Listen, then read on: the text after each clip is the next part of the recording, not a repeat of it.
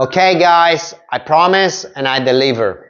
Last week I showed you those muscles that may be involved in your excessive anterior pelvic tilt or lower cross syndrome, that's the technical term, and knock knees. This week we're going to look at the muscle that we need to strengthen and the area that we need to strengthen.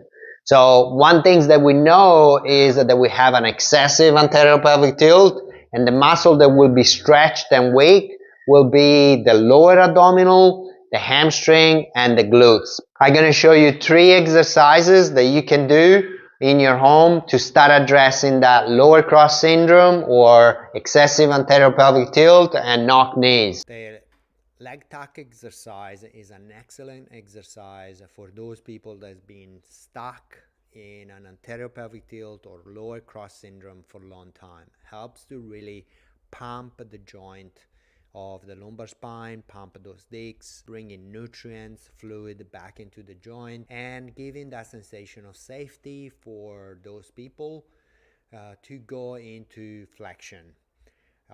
Make sure to breathe out as you bring in your the leg toward your chest, and breathe in as you lower in your leg.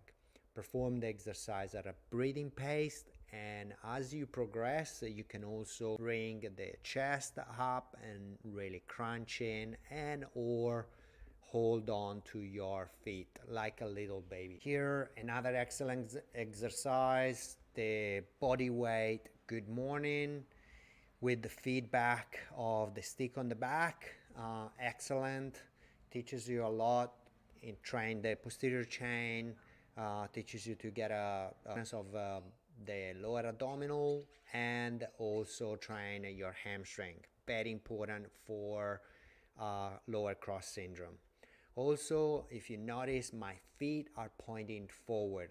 My feet are not out to the side. Keeping the feet pointing forward help me to engage more the semimembranosus and semitendinosus, which are the other 2 hamstring muscle, and bring a stretch and strengthening to the bicep femoris. Okay, the hip extension knee flexion exercise is a very efficient exercise on targeting those glutes and hamstring. Make sure when you're performing this exercise, before you extending the hip, take a nice big breath into your belly, draw in the belly button, and tuck the tailbone under, and maintain that position throughout the whole exercise. Here I give you 2 options. Not everyone is got a Swiss ball, so I give you the option also to perform it with this those sliding disc, or alternatively you can use some cardboard or some newspaper.